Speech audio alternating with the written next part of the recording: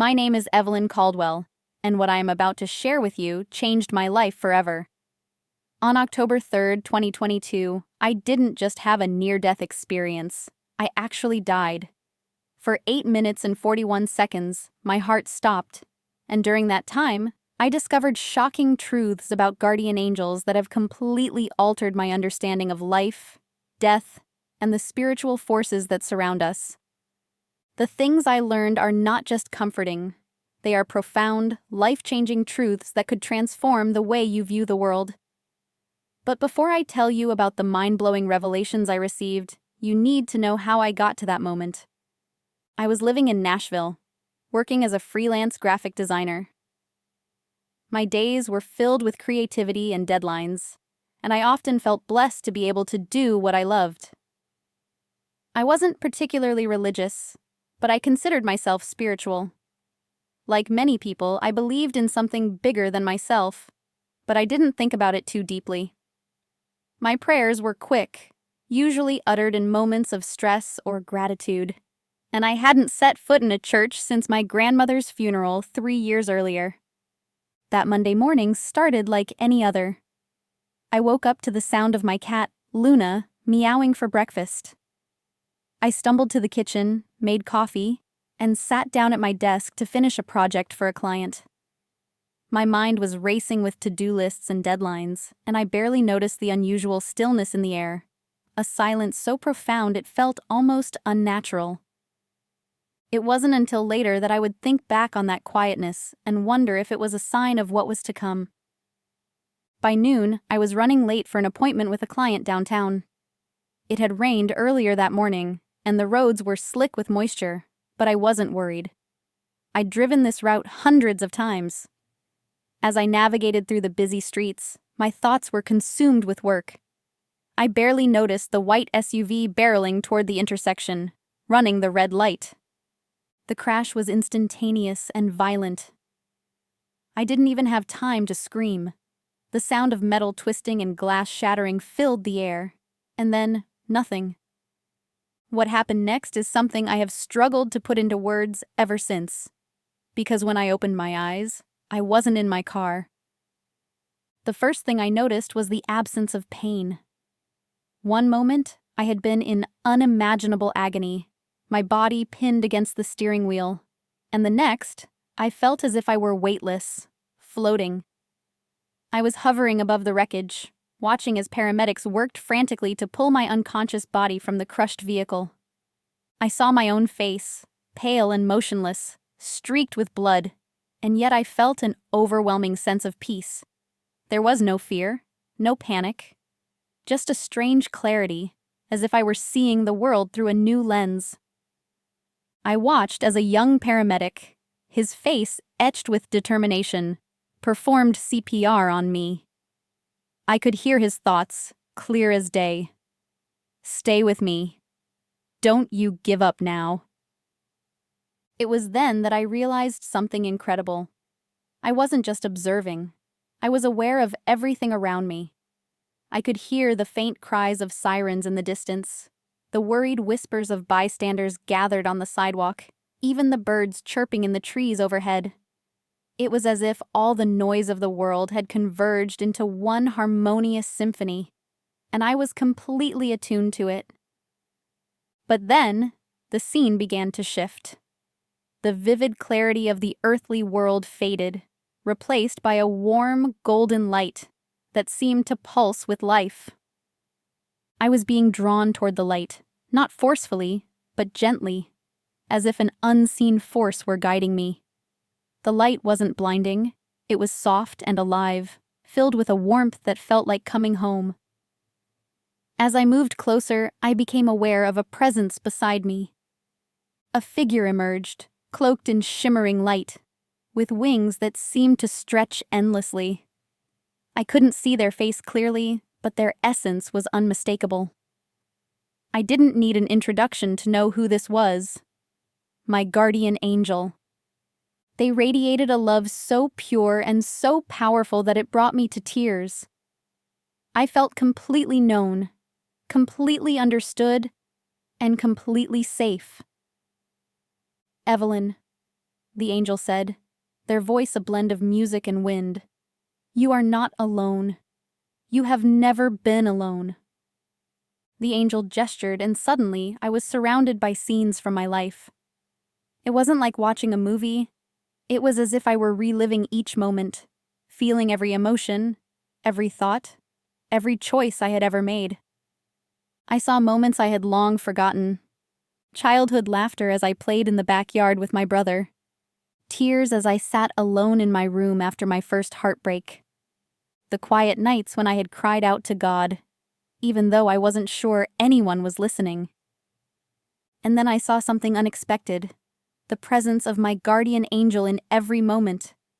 They were there when I fell off my bike at age 7, their hands catching me before I hit the ground. They were there when I narrowly avoided a car accident in college, whispering a warning that I mistook for my own intuition. They were even there in my darkest moments, standing silently, their light dim but unyielding. I realized, with overwhelming clarity, that I had never been abandoned. Not even for a second. The angel spoke again, their voice filled with both authority and compassion. Evelyn, there are truths you must see, truths you must share. What happened next was beyond anything I could have imagined. It was as if my soul was being opened to a vast ocean of knowledge. I understood, without words, the role of guardian angels in our lives. They aren't just passive observers or protectors from harm. They are active participants in our spiritual journey. They guide us, nudge us toward the right path, and even intervene in ways we may never recognize. But they also respect our free will. The angel showed me how they had tried to guide me toward moments of kindness, forgiveness, and love, and how often I had ignored those nudges. They weren't angry or disappointed. Instead, they radiated an unshakable patience and understanding. Then the angel's tone grew serious. Evelyn, you have been given this glimpse for a reason. There is more for you to see. But first, you must understand this. Your time on Earth is not finished. You have a purpose. And the choices you make from this moment on will shape not only your life, but the lives of others. Before I could respond, the golden light around me began to pulse with an intensity I couldn't comprehend. I felt myself being pulled away, back toward the earthly realm. No! I wanted to cry out. I'm not ready to leave! But the angel's voice was firm, yet gentle.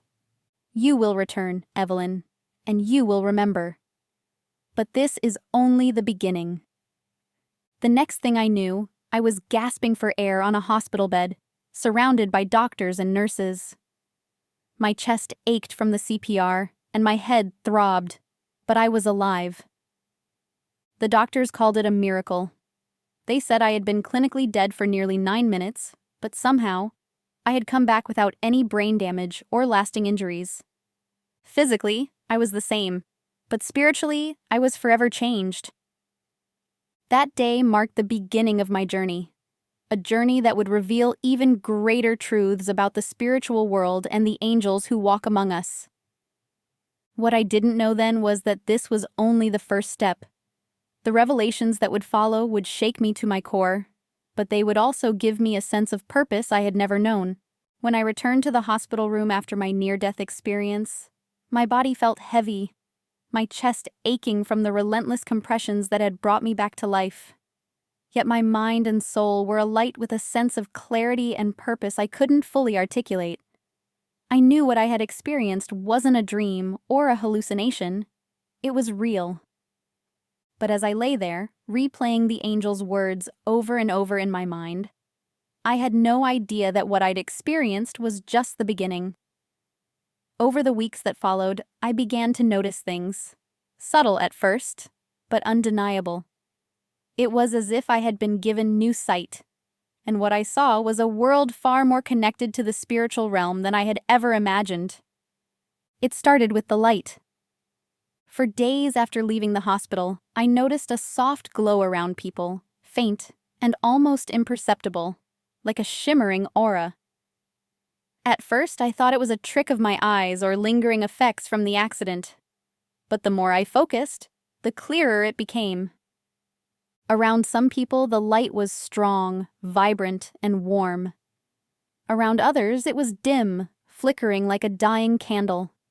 And then there were those who seemed to have no light at all, only an unsettling shadow clinging to them like smoke. One morning, as I sat in a cafe trying to make sense of this newfound perception, I noticed a man sitting at a corner table. His light was so dim it was almost non-existent. He seemed agitated, his movements sharp and jerky, and his eyes darted around as if he were being watched. As I observed him, I felt a chill run down my spine. Suddenly, the room seemed to shift.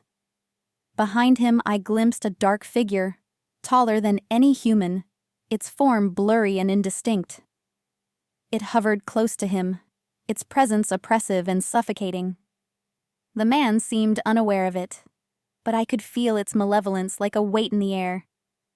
That was the first time I realized the hidden war was not just metaphorical, it was real, and it was everywhere. That night, I couldn't sleep. My mind was racing with questions. What was that shadowy figure? Why could I see it? Was it connected to the angel I'd met during my NDE? I tossed and turned until finally, at 3:17 a.m., I gave up trying to sleep and went to sit by the window. The city was quiet, bathed in the soft glow of streetlights. As I stared out into the night, I felt it, the presence. It started as a faint sensation, like someone standing just out of sight. Then it grew stronger, a tingling awareness at the back of my neck. I turned, and there it was. A figure stood in the corner of my room, cloaked in light. Unlike the shadow I had seen at the cafe, this presence was warm and calming, filling the room with a sense of peace. "Evelyn," the figure said, their voice soft yet resonant. "Do not be afraid. You are not alone." It was the same angel who had guided me during my near-death experience. They stepped closer, their wings folding gently behind them. "What's happening to me?" I asked, my voice trembling. "Why am I seeing these things?" "You have been given sight," the angel said, "because the time has come for you to understand the war that rages around you. It is a war for souls, fought not with weapons, but with choices, temptations, and truths." The angel extended their hand, and suddenly, the room around us melted away. I found myself standing in a vast, desolate landscape. The ground was cracked and barren, stretching endlessly in every direction. Above us, the sky was a swirling storm of light and darkness, locked in a perpetual dance. "This," the angel said, "is the spiritual battlefield. It exists beyond the physical world, but its effects are felt everywhere.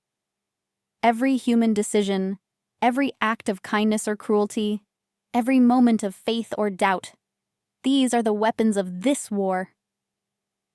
As the angel spoke, I saw beings of light moving across the battlefield, their forms radiant and powerful.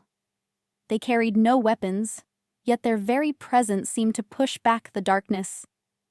Opposing them were shadows, grotesque and menacing, their forms constantly shifting as if made of smoke and ash. The two sides clashed, not with violence, but with sheer will. The light pushed forward, illuminating the barren ground, while the darkness recoiled, seeking to regain control. "Who are they?" I asked, my voice barely a whisper. "The beings of light are angels," the angel explained. "We are messengers, protectors, and warriors of the Creator. The shadows you see are fallen ones, those who chose to reject the Creator's love. They seek to sow chaos, despair, and division. For every soul they claim is a victory in their eyes." The angel turned to me, their gaze intense. "Evelyn, every human has a guardian angel, a protector assigned to them from the moment of their creation. But our influence is limited by your choices. We can guide, we can warn, and we can protect. But we cannot force you to act. I thought back to the life review I had experienced during my NDE. I had seen my guardian angel in so many moments, silently intervening in ways I hadn't even realized. Now, I understood why. Why are we fighting this war? I asked. Because every soul is precious, the angel said. The Creator's love is infinite, and each soul was made to be a reflection of that love. The fallen ones seek to destroy that reflection, to twist it into something unrecognizable. That is why this war exists, because love and free will cannot coexist with darkness. As the angel spoke, the battlefield shifted, and I found myself in a scene from the physical world. I stood in a crowded subway station, watching people hurry to and fro. The glow I had noticed before was visible here too. Some people radiated light, while others carried the dim flicker of a struggling flame. And then there were the shadows. I saw them everywhere, clinging to people like parasites, whispering in their ears. Some shadows were small, their presence barely noticeable, while others loomed large, their forms grotesque and intimidating. I watched as a man argued with his wife over the phone, his face contorted with anger. Behind him, a shadow loomed, its claw-like hands resting on his shoulders, feeding his rage. I saw a young woman sitting alone on a bench, tears streaming down her face. A smaller shadow circled her like a vulture, whispering words I couldn't hear but instinctively knew were filled with despair. And yet, in the midst of it all, I saw the angels. They stood quietly beside the people they protected, their light unwavering. Some reached out to touch a shoulder or whisper a word of encouragement. Others simply stood guard, their presence enough to keep the shadows at bay. The angel turned to me, their expression both solemn and hopeful. Evelyn, the war is not fought only by us. Humans play a crucial role. Your prayers, your acts of kindness, your decisions to choose love over hate, all of these strengthen the light and weaken the darkness. But too many people live unaware of this war. They do not see the shadows, and so they fall prey to them. I felt a lump rise in my throat. What am I supposed to do? You must share what you have seen, the angel said. Tell them about the hidden war, about the role of guardian angels, and about the power of their choices. Many will not believe you, but those who do will be strengthened.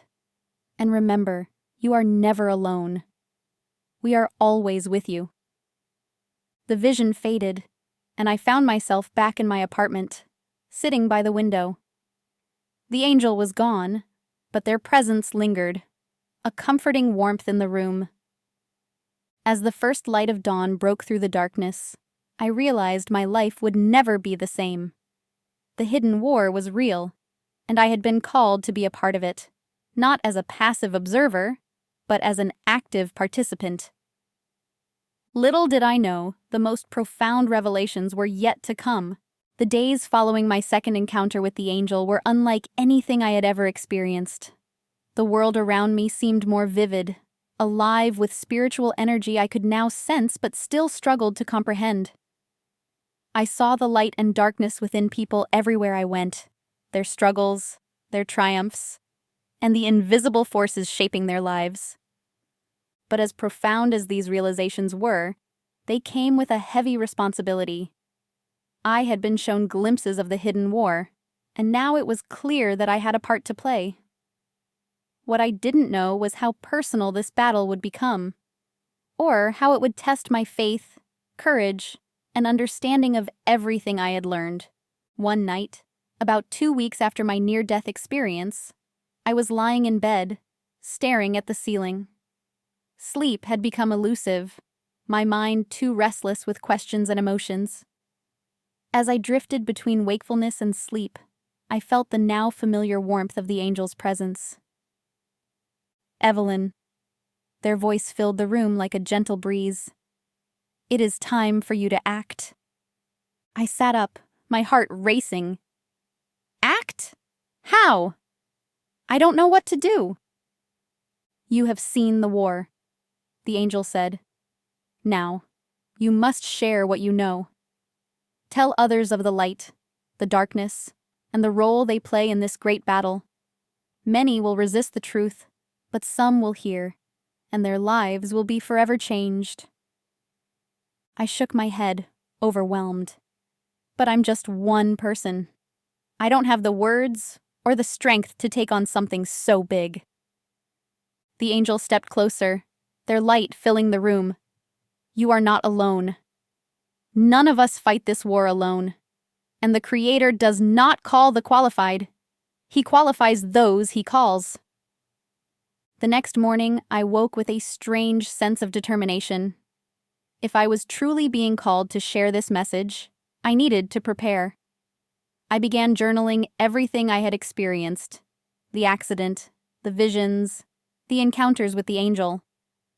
Writing it down made it feel real, tangible, and helped me organize my thoughts. But even as I worked, doubt crept in. Who would believe me? How could I convince people that what I'd seen wasn't just a hallucination or a desperate grasp for meaning after a near-death experience? That doubt became my constant companion, whispering in my ear like the shadows I had seen clinging to others. It wasn't until a seemingly mundane encounter that I realized how real the spiritual battle was, and how much power even the smallest actions could hold. I was sitting on a bench at the park one afternoon, watching the autumn leaves fall, when I noticed a man sitting alone across from me. He looked disheveled, his clothes worn, and his head bowed as if carrying the weight of the world. At first, I ignored him, but the faint flicker of light around him caught my attention.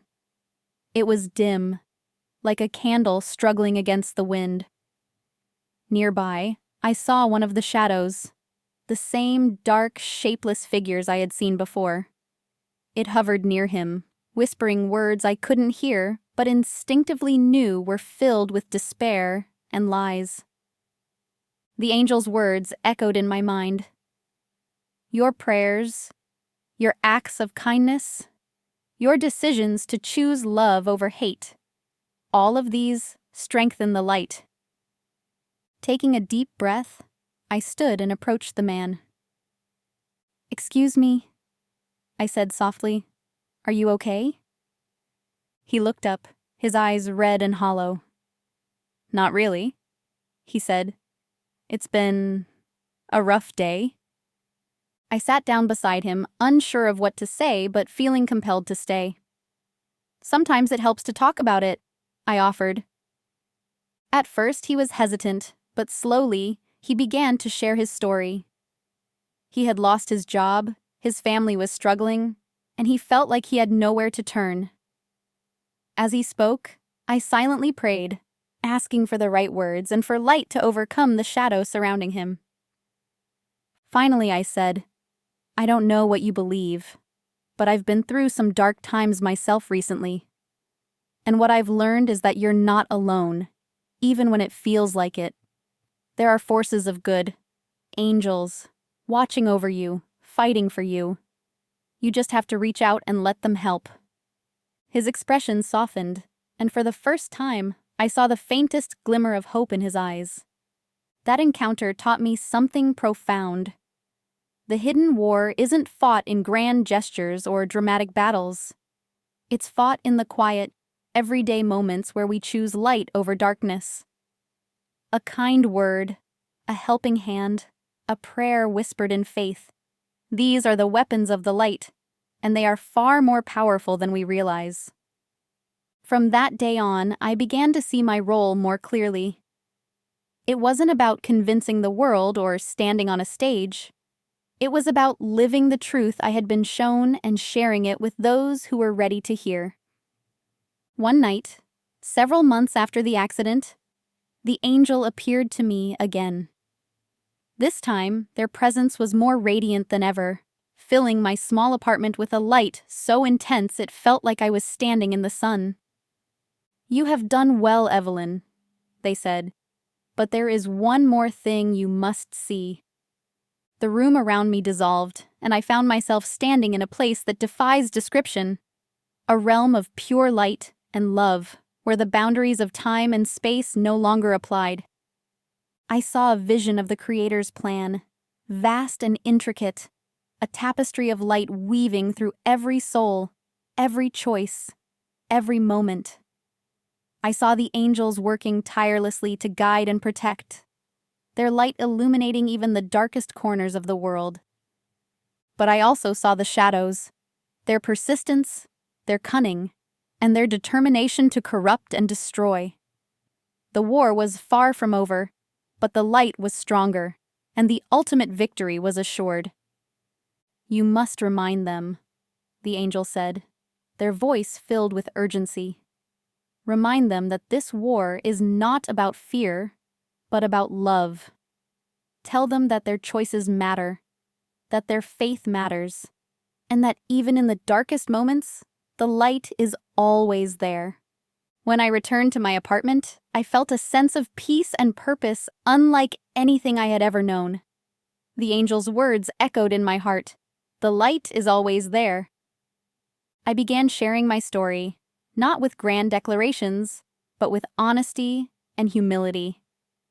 I spoke to friends, family, and even strangers about what I had experienced, always leaving room for them to make their own choices. Some people dismissed me, others listened politely, but a few, just a few, heard the truth and were changed. And that, I realized, was enough. The mission wasn't about saving everyone. It was about planting seeds of light in a world desperately in need of hope. As I close this chapter of my journey, I want to leave you with the same message the angel gave me. You are not alone.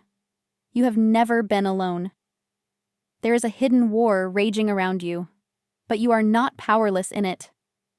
Your choices, your faith, and your love are the greatest weapons you have. And no matter how dark the world may seem, the light is always there, waiting for you to embrace it. This is not the end of the story. The war continues, but so does the light. And in the end, the victory belongs not to the shadows, but to the love that created us all. The choice is yours. Choose light.